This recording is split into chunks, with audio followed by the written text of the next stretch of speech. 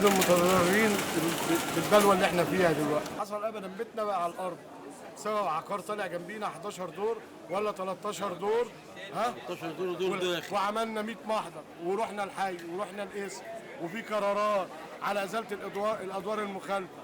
نتكلم دلوقتي مع المأمور ورئيس الحي ونائب المحافظ بيقول لك هنديكوا ايجار مده 6 شهور. يعملوا ايه دول؟ نشيل بيهم لا مؤاخذه شويه الكراكيب ولا نفطر بيهم ولا نتغدى بيهم ولا نعيش ازاي؟ هو البيت اللي قاعد فيه الناس ده 3/4 ارامل، ناس اغلب من الغلب. بنتكلم مع الحكومه واخدانا اجراء رسمي. ايوه الاجراء الرسمي سليم، انما ايه الشيء السليم اللي بينفع الناس؟ قولوا لنا انتوا كحكومه، انتوا كدوله، انتوا كناس بني ادمين تخافوا ربنا، ايه المنفعه اللي بتعملوها لنا؟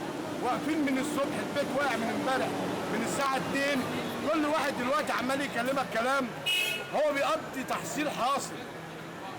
فين الحكومه؟ فين الدوله؟ ناس موجوده متواجده بلا منفعه. واخد قرار ترميم مع ناس لا مؤاخذه مش لاقيه تاكل. من كام سنه ترمم منين؟ ترمم منين؟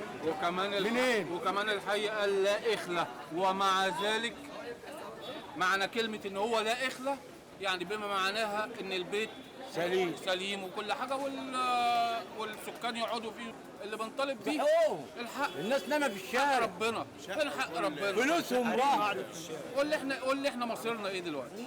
كل اللي هيجي وكل اللي جه دلوقتي بيطيب كبير خاطر قوي. كده هو قضى مجرد شغلانه مثلا هو بيعملها روتيني، حاجه روتينيه والموضوع منتهي، وهيمشي يسقف ايد على ايد ولا حول ولا قوه الا بالله، وبعد كده ينسى الموضوع يروح. لقينا ايه ده؟ الموضوع حصل النهارده الساعه 8 يبقى لقينا فين؟ واحنا حد فينا لحق يشوف حاجه؟ احنا ما حدش فينا عارف، احنا قاعدين في الشارع. احنا هنقعد في الشارع، احنا قاعدين في الشارع.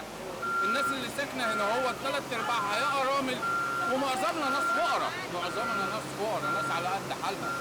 يعني لا هتقدر تتحمل لا قانون جديد ولا هتقدر تروح تمليك ولا هتقدر تروح مفروش ولا اي حاجه. يعني اجبارها من الاخر تشوف لها، كل واحد يشوف له حته رصيف وينام عليه.